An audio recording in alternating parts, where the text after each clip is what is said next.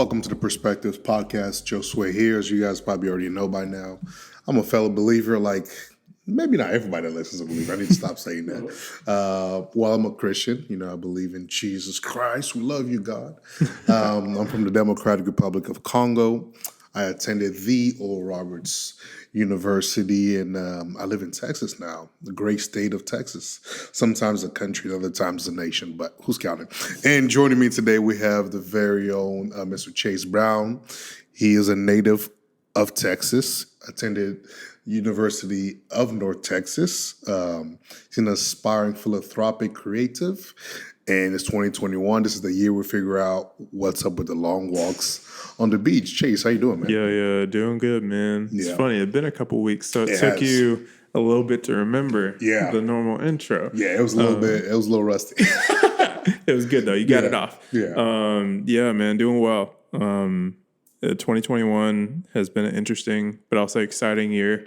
Brought a lot of new things and a lot of things to be able to figure out. Yeah, man. And so as life goes on, God brings different things up in different seasons. So this is definitely one of those. Yeah. It's interesting. So it's fun, man. How about you? I'm good, man. Similar to you, 2020 ended for a lot of people. I felt like that was a nightmare. I don't know if I would if I would go that far with it. It was definitely an interesting year. Yeah. So just really seeing how 2021, what that's all about. But so far it's been pretty good. So 2020 started pretty good, and then what happened. We saw what happened. Yeah, we saw what happened from there. But welcome, and is it Happy New Year? Is it too late to say Happy New Year? Happy New Year, man. When is the last time you can say Happy New Year? I think after 2 weeks in, after 2 full weeks in, because I mean, at work, I'm still emailing and still getting emails like Happy New Year, stuff like that. Because a lot of people take first week of the year off or something like that. So I think it's okay for a couple weeks. Okay. Well, Happy New Year to all of our listeners that have been with us for the last 10 years. You guys have been so amazing, and we appreciate y'all so much. And on today's episode, I think we're just going to have a conversation, just talk, and then hopefully you guys enjoy it. Something that we were brainstorming about that I'm also curious to hear your perspective on is, like, how do we deal with parents?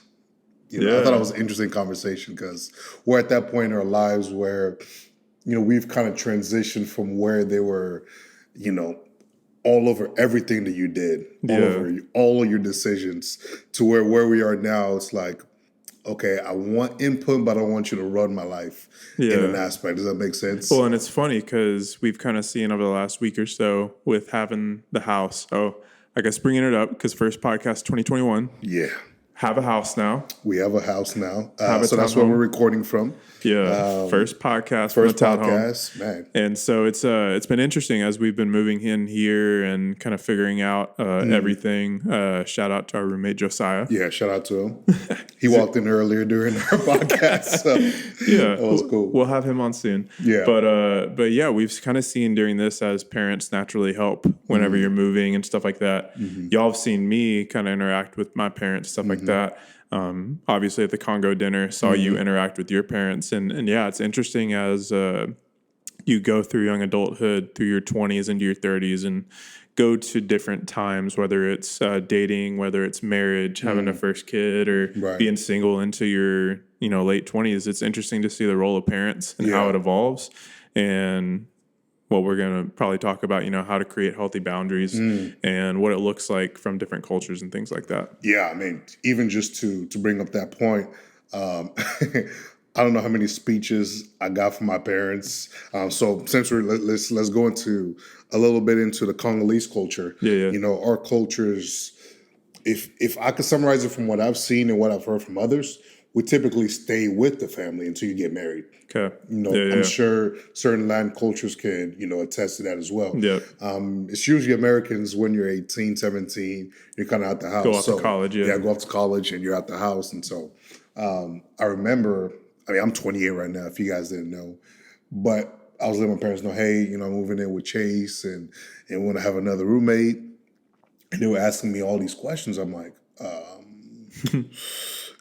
guys, at this point, like, I'm not trying to be rude, right? But it's I'm not really asking. I'm kind of just letting them know that I'm moving out. Does that make sense? Yeah. So that's kind of the dynamic, for us. To where your parents, in my culture, where they want you around the house. Yeah. Because I remember my mom was like, she gives me all these different speeches. She's asking about you guys, are they believers and all these different things. Yeah. And the whole time I'm sitting down, I'm like, I've heard this like so many times, but at the same time, I still want to do my best to honor them, Yeah. and even just kind of looking at that, when your parents say something, you're trying to honor them, and then your face just says something completely different. Yeah. And so the whole time I'm sitting on the couch trying not to make a lot of facial expressions, because people say my face says a lot of things. So I'll try not to make a lot of facial expressions, but I just found that relationship, like you mentioned, very interesting. Yeah. I was like in the Brown household.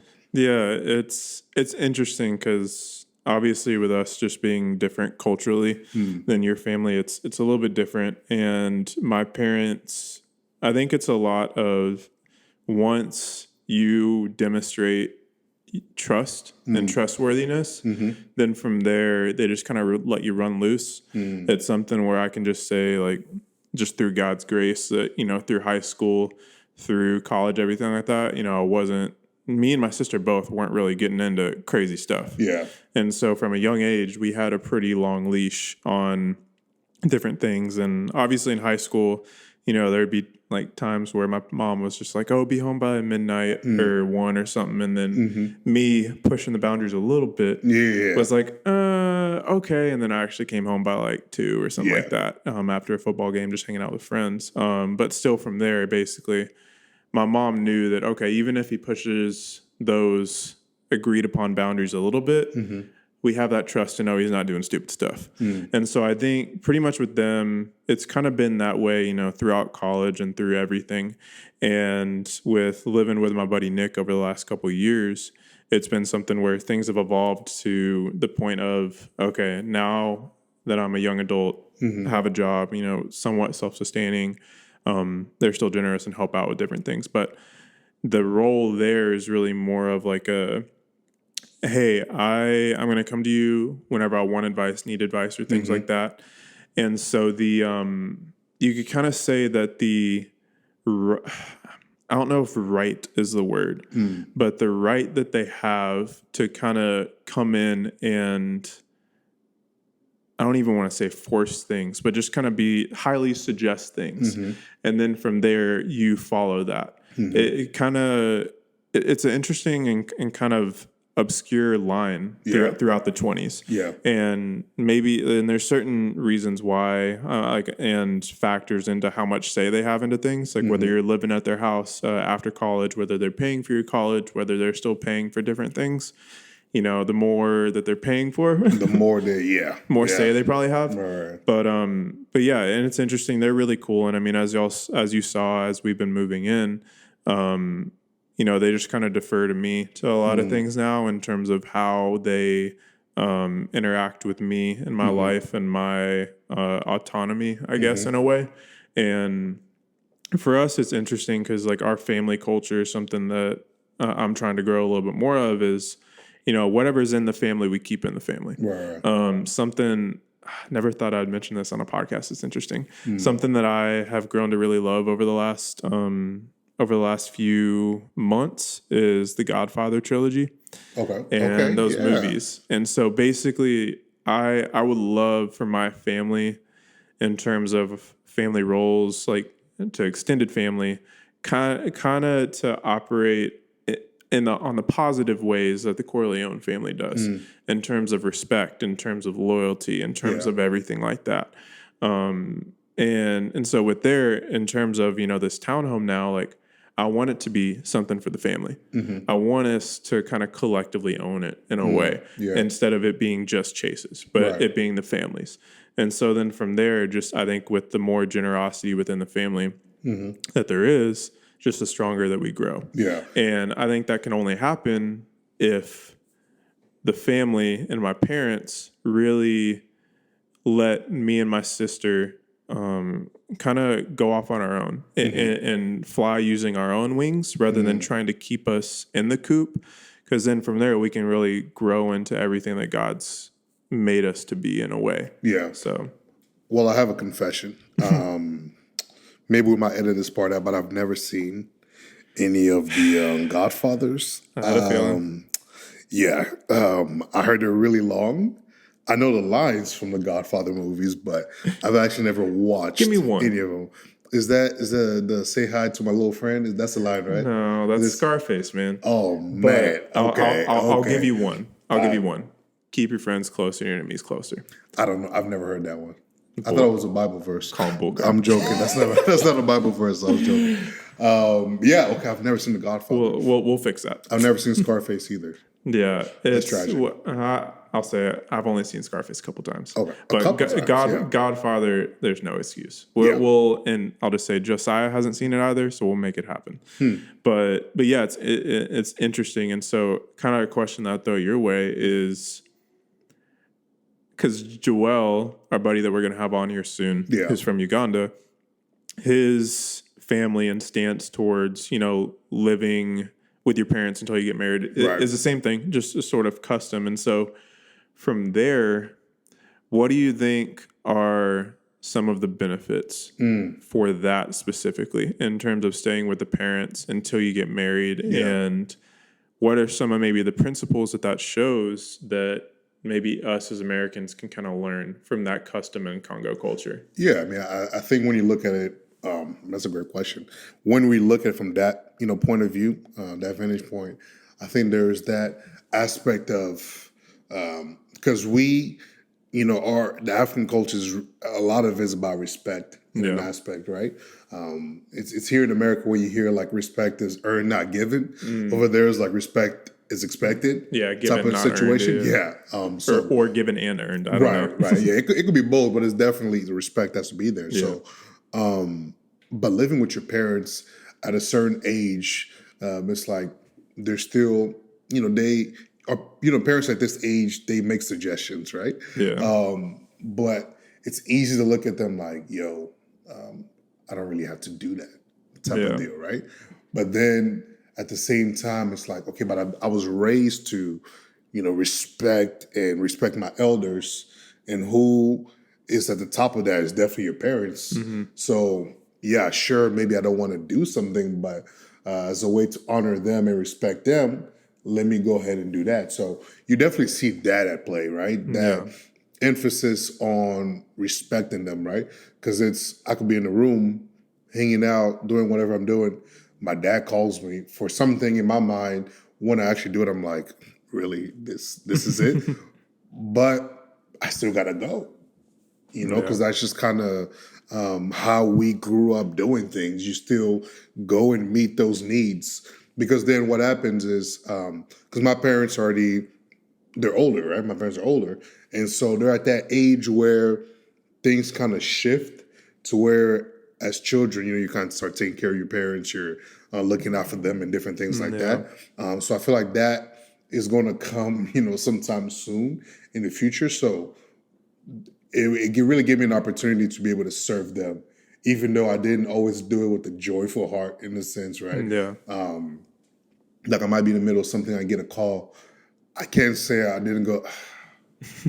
I did it a lot of times, right? But I still went. There was moments where I pretend like I didn't hear them call my name, but yeah. And they don't stop calling. They'll call my phone and all these different things. Yeah. They'll send my brother to come call me, and I'm just like, you guys really went through a lot of steps just to get me. But you really do learn that point of, okay, I'm here. Let me see how I can, respect, honor you guys, and serve you guys in some kind of way. Yeah, I love that servant part. And I think something else that it shows that goes along with that is sort of this, I think this warning, I'm trying to find the right way to word this like warning of having too much independence because getting into the habit of having that and then going to getting married becomes pretty dangerous whenever you got a wife who you're trying to be one with and y'all are trying to submit to one another. Right. And so whenever you stay with your parents as you're growing in wisdom and autonomy and ability to do things on your own, independence.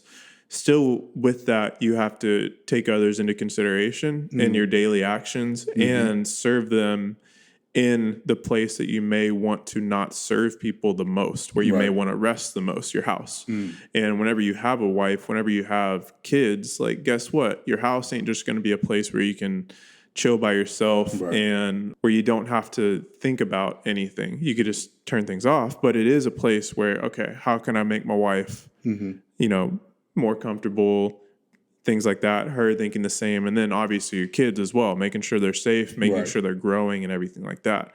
And to whereas I think a lot of Americans, as we move off, go to college and then after college move into apartments on our own, we kind of get used to the home being just my place and being whatever I want, to whereas then whenever we get married, we may struggle with the fact of, oh, wait, it's not just how I want things anymore. It's not just my soul say over things. And so I think that's something that y'all are able to keep in mind just through physically living with your parents that others may not.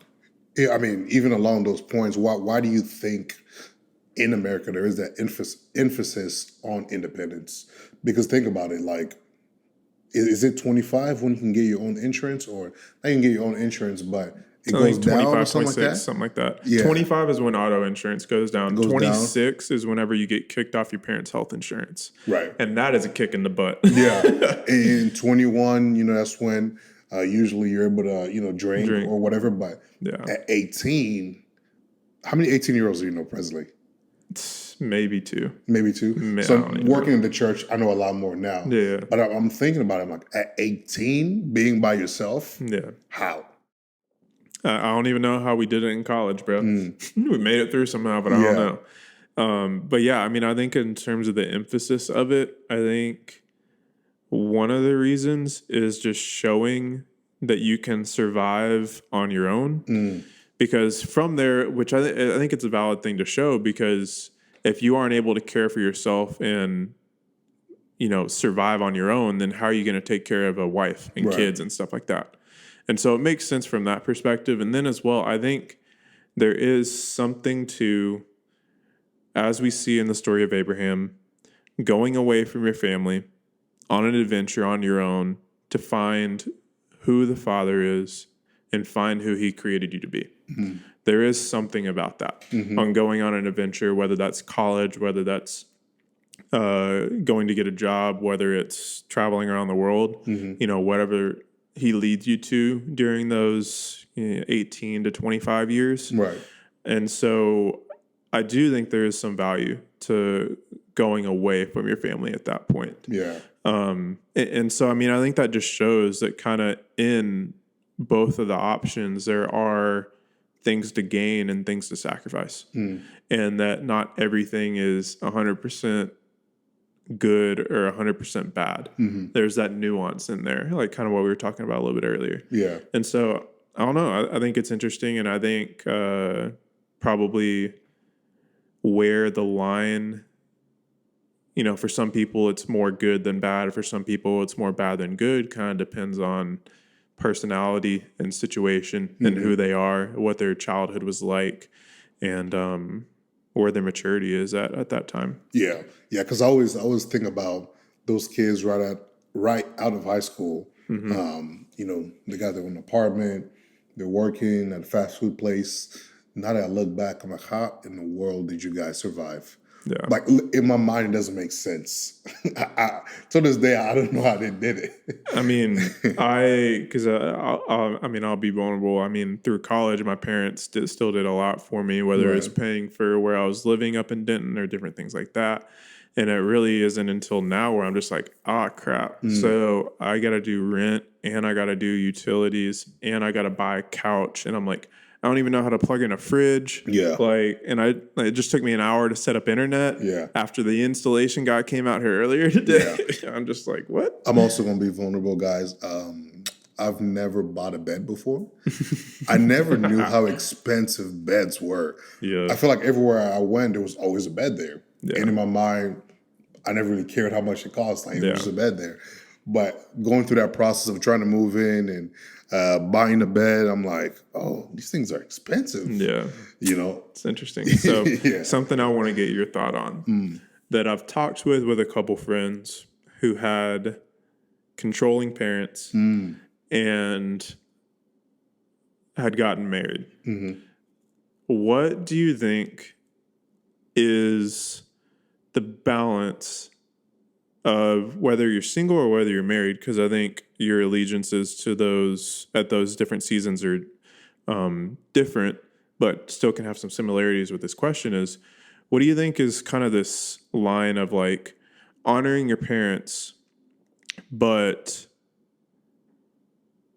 going along with what you think God is telling you to do? Yeah. Or with what your spouse is suggesting, what y'all are talking about. And so it kind of boils down to, I mean, this yes or no question, and then you can go into more depth in there is, do you think it's possible to honor your parents while disobeying what they say? Because I have a couple thoughts, but I wanted to get yours first. Yeah. I think the answer to that, I'm going to go with the yes. I don't know how strong the yes is, but I will go with the yes. And the reason why, because I feel like at that point, you know, you become, you know, like we said, the man in the house, right? You become the man in the house. And at that point, I believe your parents should be, in a sense, wise counselors, right? And it's not so much they dictate all that you do, they control everything that you do, because, like you mentioned, there's that point where, as children, we should become autonomous, where we're able to make decisions on our own. And thank you for everything, you know, you guys taught us and all the different lessons. Yeah. Now, at least let us put it into play, you know, if that makes sense. And so I would say yes, in the sense that, okay, you tell me this, but especially if it's something that God's calling me to, that you probably weren't revealed that or he didn't speak that to you. So I'm asking you pray for me instead of, you know, feel like I'm disobeying you, now that you're upset and there's causing friction. And even just to go more in depth into it, I feel like from what I've seen, I have a lot of siblings, from what I've seen with my siblings, and as soon as they get married, it's like my parents are just hands off. Yeah. You know, it's this hands-off approach to where, you know, especially for my sisters, you know, I've seen it where they don't want to, almost in a sense, butt into another, like my dad doesn't want to butt into another man's business, even though that's like his son-in-law, if that makes sense. Yeah. You know what I'm saying? It's like, you do you without the fear of, you know, me coming and running your house. Because my parents are pastors, so a lot of times they find themselves in positions of giving counsel and helping people and different things like that. Even some of my siblings, you know, giving counsel and all these different things. So making sure that they know that, hey, you make the decisions. You know, we'll support you. We'll be praying for you. We might not agree with everything, but kind of having that freedom, that maturity to be able to make certain decisions. So that's what I've seen. Yeah. You know, so is that the same for you? Or Yeah. And I think there's a couple things to like remember if this question comes up in like our or your personal life is, one, I think there's a few characteristics or different definitions of honor depending on the season. I think from a very general standpoint, and something that is always true, is taking their words into consideration, taking their words into prayer and discernment, because you're thanking them and honoring the fact that they're pouring into your life. And then from there, making sure you recognize the fact that the reason you're even in the position you're in right now is because of them, rather than looking on them with some sort of disgrace or some sort of pride, I guess. And so from there, if you remember that, I think it opens up this door to disagreeing with your parents and going about life in a particular way that your parents might say, oh, this is disobedience, whenever it's like, well, wait, we need to figure out the priorities of allegiance here. Because I mean, I think from there, like, basically, depending on the season that you're in, is, I mean, God first, obviously. Then from there, if you're married at the time, you know, your spouse, And then from there, I would say, I don't want to call the Holy Spirit your conscious, but the Father gave us his free will, that his word guides, that his Holy Spirit renews. And so at some point he has given you the freedom to decide things.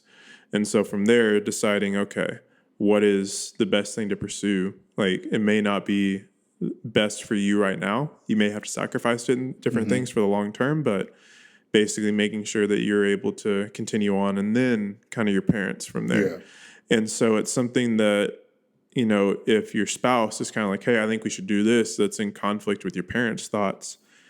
And one of the ways that I think you can tell is just like, okay, what is God really wanting us to do? If there's a couple things in conflict, is what is bearing fruit?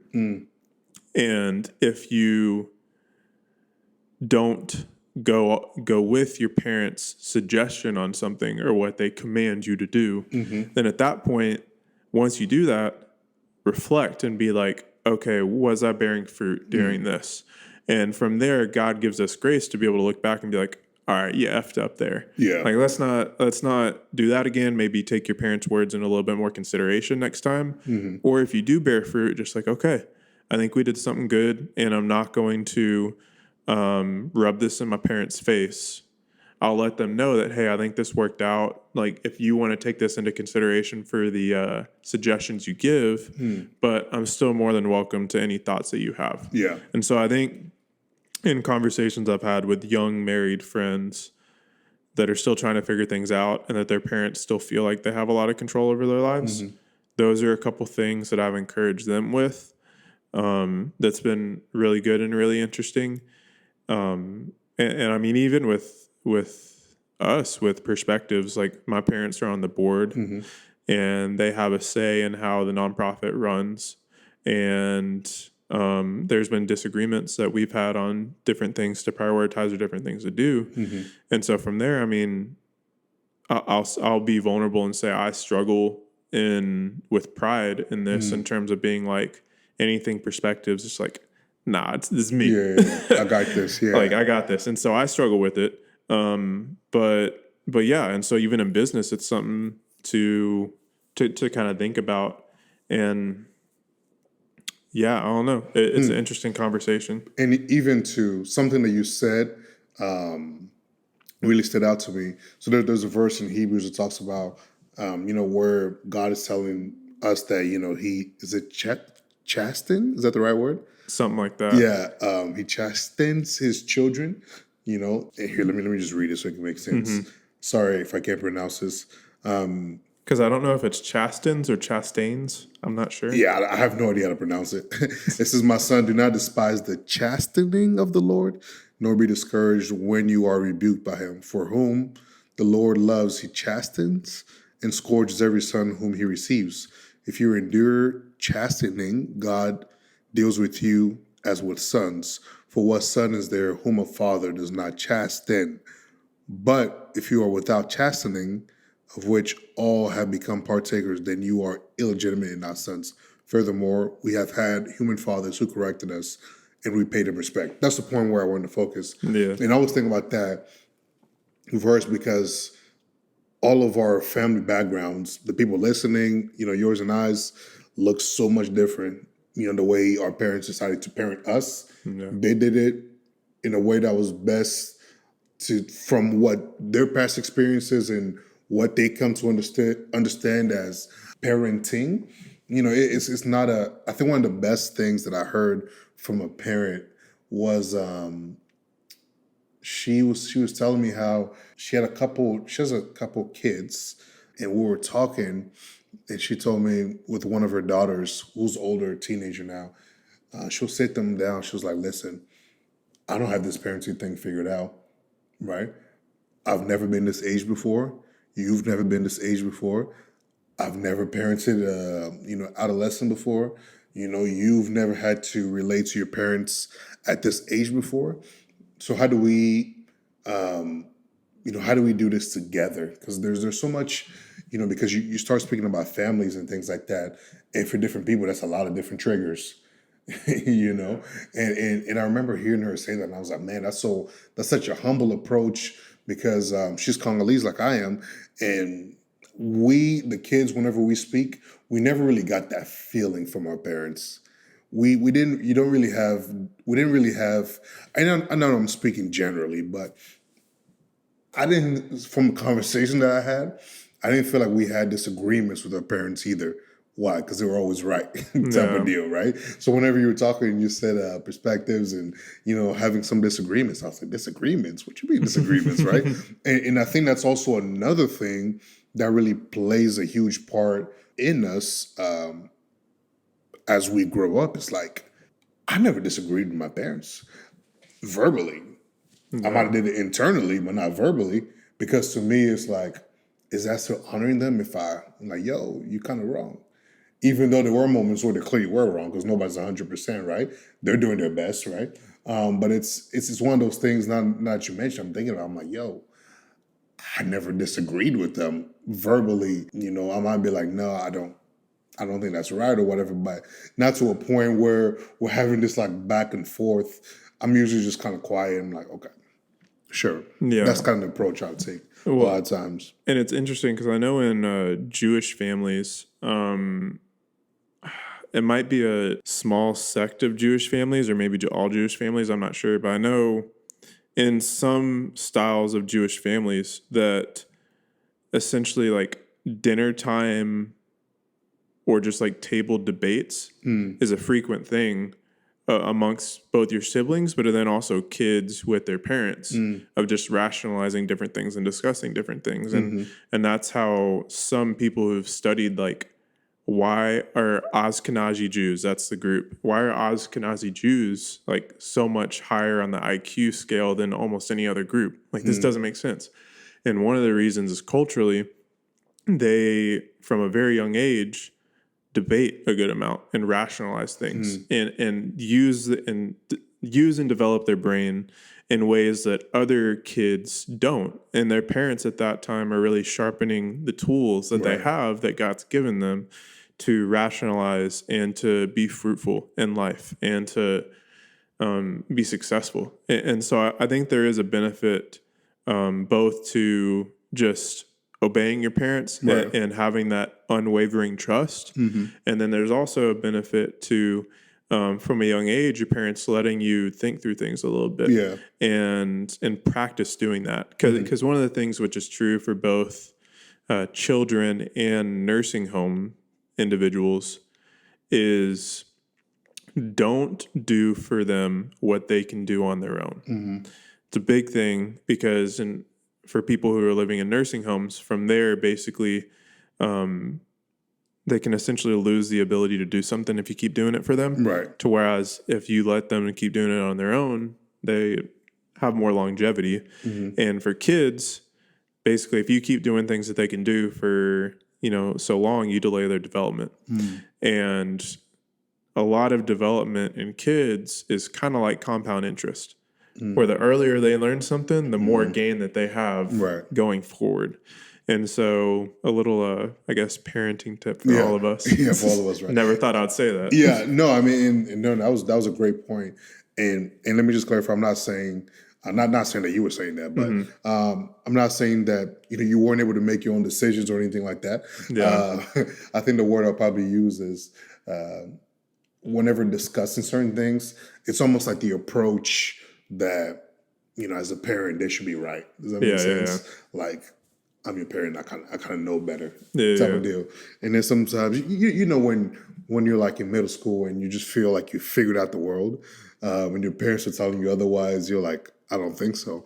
I remember one day I sat back and I was like, man, my parents were so right about this, this, and this, and this, and this, and I didn't listen to them because as you're growing up and you're trying to figure life out, you're trying to make your own decisions, and you come across those certain issues, and you're like, "No, I got this thing figured out." And then you take a step back a couple years later, you're like, "Whoa," Yeah. you know. And to follow up a question for you, when was that point where you realized your parents were just human, if that makes sense? It's funny because there actually is a song I can't remember the artist, but essentially it's something along the lines of like, the older I get, the more that I realize my parents are just like me. And I would say probably sometime around college. Actually, I'd probably say applying for college, because me and my parents were both clueless in that. Yeah. Since I was the old one and the guinea pig over here, Right. like we were all just like, well, we don't really know what this looks like now. Yeah. Even though both of them, went to college for varying times, and so I would say during that was kind of the big thing of just like, oh, well, now both of us need to figure out different things. Like, okay, well, this is the first time where my parents weren't secretly like, oh, I don't really know what to do, but I'm gonna just sit here, figure this out, so then I can let them know. But where they were just like, oh, well, no, you need to go figure this out kind of on your own. But yeah, I mean, I would say that, and then just kind of just different times throughout college of just like, well, I don't really know what the world's going to look like over the next, 20, 30 years. So this is kind of a decision you need to make on your own, and kind of go from there. And I mean, there's been different times like traveling and different things like that where just like little things where it's just like, okay, maybe I am learning and maybe my parents don't know everything. And obviously a funny little one is everything with technology.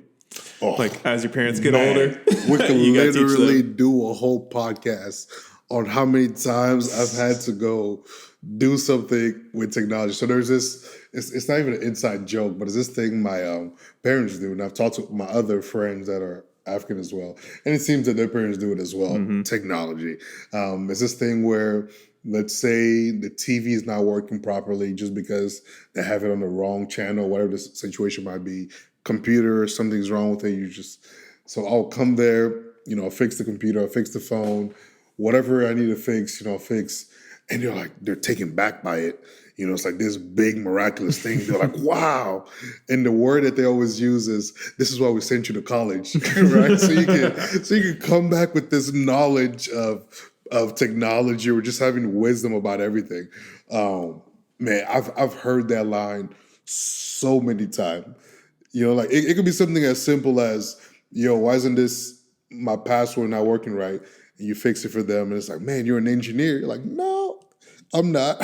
It's just you didn't put the password in correctly. Yeah, you didn't put the batteries in. You didn't plug it in. Oh man, jeez, That's hilarious. Yeah. But yeah, I mean, I guess something maybe for us to think about, of which I would never have thought I'd be talking about this, is if there are any parents out there who are going through this time of kids in their, I still call us kids, I'm fine with it, of kids or young adults in their 20s, as the parents are trying to figure out what those relationships with their kids look like. For that point, what are some things that maybe you would say to encourage them? Because I have a couple things that I think I would say as encouragement, but then I'm just kind of like, well, heck, I don't even know if I go by that. Yeah. I mean, I think for me, the first thing, as you were talking, first thing that kind of came to my mind was giving us that opportunity to fail or succeed, in a sense, right? Because like you said, there's that compounding interest thing that happens. The earlier we're able to learn things, the better it is for us going further. And parents are so loving because they fed us, they changed our diapers, and not me. I was doing it all by myself because I was just a thug like that. I'm completely a joke. But there's this care that they have for us that we don't understand until we have our own kids, right? Because we just think they're crazy sometimes. But really, just giving us, the kids, that opportunity to be the people that you've raised us to be. Sometimes like I want to communicate that to them. I'm like, yo, like, give me that opportunity to show you the person that you've raised me to be. You guys did a great job. I don't think I'm this super awesome person. I think I'm cool. You know what I'm saying? Yeah. But I'm like, there should be this level of trust, towards us, the kids, where we can at least implement a lot of the things that we learned while we're at the house, while we're under your roof, while we're under your influence. And I think in that they can rest a little bit easier. Like, yeah, they are growing.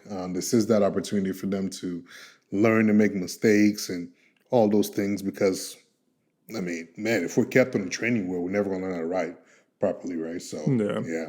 Yeah. Because I was thinking kind of along the same things. But for me, it was funny because I was just like, well, even for the people that I care about deeply, like I don't want to let them fail. Like I can see why that's a struggle. Right. Because whether it's like siblings or friends or stuff like that, like I'm over here just being like, all right, I know how much that'll suck and how much that'll disappoint. And I'm like, I don't want you to go through that.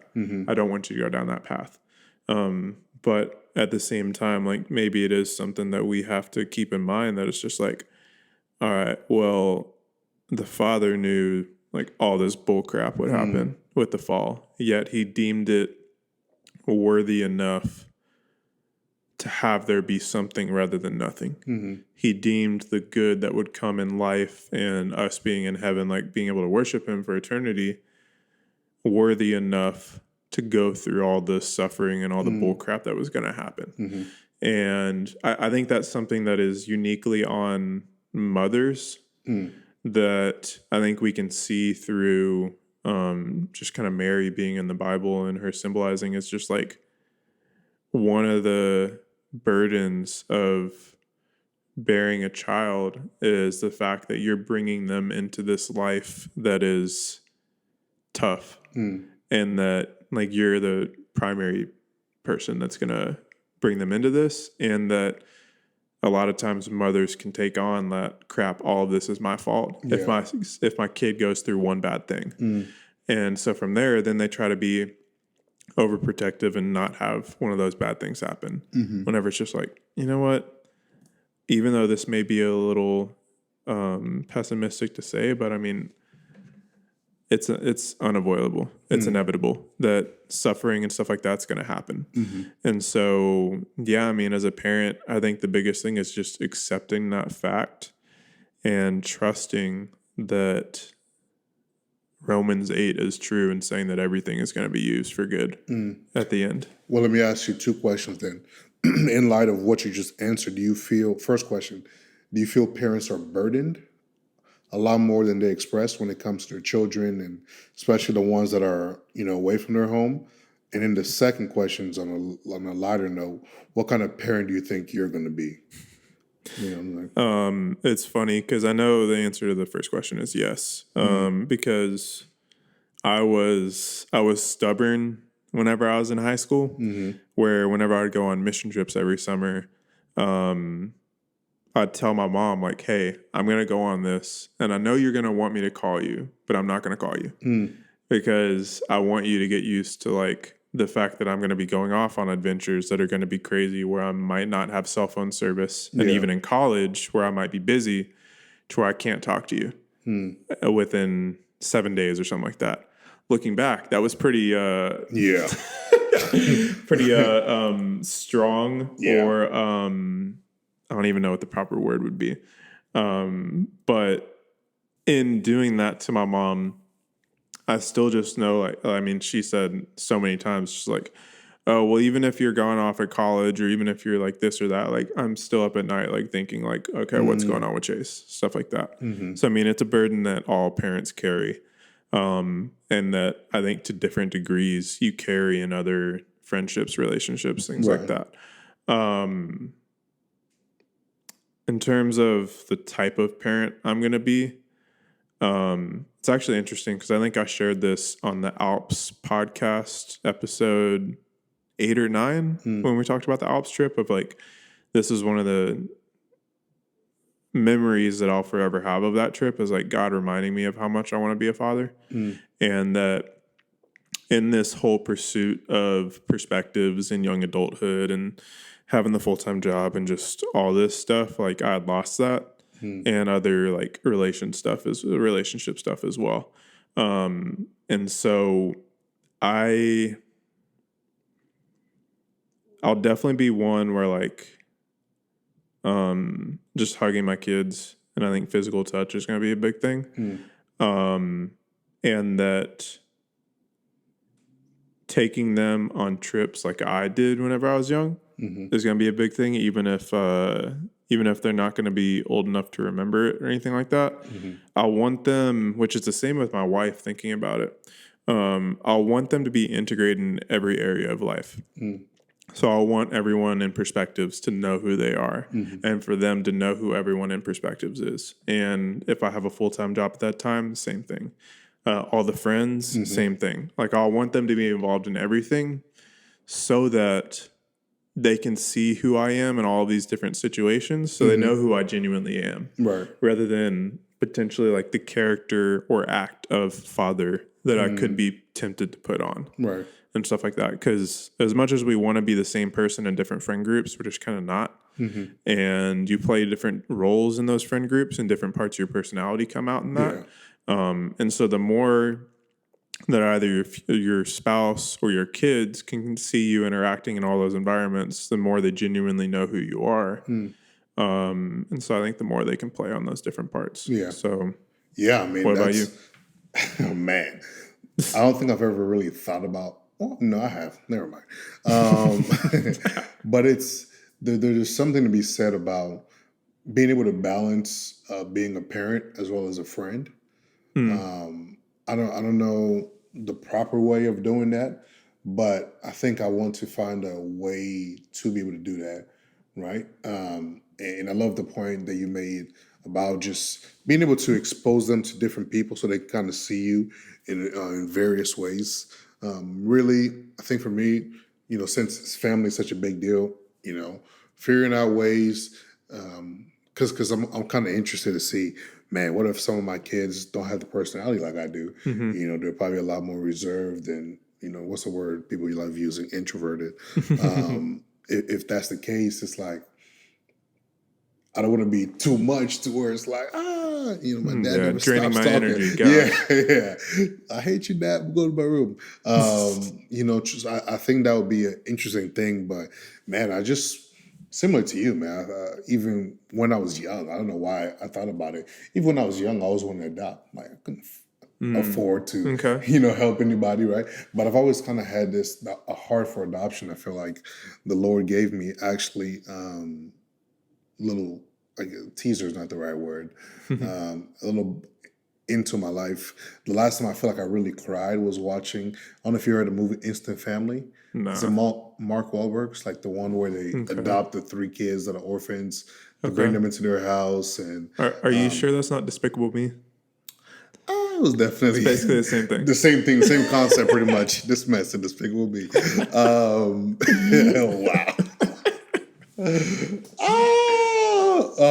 Okay, let's get it back. Let's go with Despicable Me. No, but that was the last time where I really quite cried because I remember there was a scene where their mom, like the kid's mom, she walked out of the kid's life, and the older one that remembered her, she just ran away, and I don't know, it got to me. I cried. It was actually on the way to China.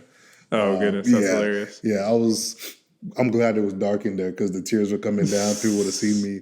But yeah, so family's always been a big thing. So I think it's something that I want to make sure that I'm not in a place where, I put so much pressure on myself to be this perfect, because you were always like, I don't want to be like my parents or whatever, right? So we try to be better. Obviously nobody's perfect at this whole parenting thing. So being able to be in a place where you kind of give yourself grace as you parent and all that good stuff. So I don't know. I think it'll be interesting. We're kind of that time in our lives where we have these kinds of conversations and trying to figure these things out. So yeah. That's interesting because it's going into this, we definitely didn't really think like, parenting is is the thing we were going to talk about. We were throwing around different ideas. But no, I mean, I love it because I love just like having the impromptu conversations like this, because so often people who do podcasts, it can become so scripted and things like that. And I don't know. I think whenever you go out and have like risks like this in terms of just like talking about random things, like sometimes like real beauty and wisdom like can just come from the Holy Spirit, and can just be created in that time. So It's interesting. Yeah. Any last things you want to share No, with parenting? man. I'm glad you guys. This is our living room conversation. We give you guys a little intro into that. We'll have more of these kinds of conversation. But like Chase said, we didn't really know what we were going to talk about. I was like, just turn on the mics and start talking. And I'm glad we went this way because I feel like this is something that everybody can relate to. Yeah. Because at one point you were a child and maybe you're a parent now, or you're similar to age with us in your 20s. So I feel like it's something that's really valuable. We're all trying to navigate because that's a really important relationship. And what makes it even more important is seeing people that are older when they lose their parents. Just how much it hits them. Yeah. So I think one of the hardest things for me that I ever heard, and I didn't want to judge the person. I remember speaking to a girl once. I don't remember what we're talking about. We're having a great conversation, and somehow we got into the conversation of parents. And one thing she said was she would never be able to forgive her mom. And I did my best trying to, hey, let's talk about this, but that's just something that she had made up in her mind that she will never, ever, ever, ever. And I don't even remember what had happened in the past, but I remember that kind of sticking with me, and I'm like, man, that's tough. Being in a place where you feel like you'll never be able to forgive them. But anyways, and it's interesting now that I'm looking at it now. The first canvas that I bought for the house is a Kobe one that's looking at us right now. Yeah. Him right after his third championship, just after he had lost his dad. And basically in that just being like at the pinnacle of what most people would call career success and in an athlete's life. But just sitting there with the Larry O'Brien in his lap, just kind of sad of just like, crap, even if I have all this success but don't have the people that I love here with me, like, what is it? And so I didn't know that was the background to that picture. Yeah. Wow. So now you can kind of see a little bit of why I got it. It's like, even if, say, perspective, say this podcast, say whatever is super successful, is just like, all right, well, if I don't have the people that I love, if I don't have family, friends next to me, like, what's it going to be worth? Like, it's not going to have that satisfaction there. Yeah.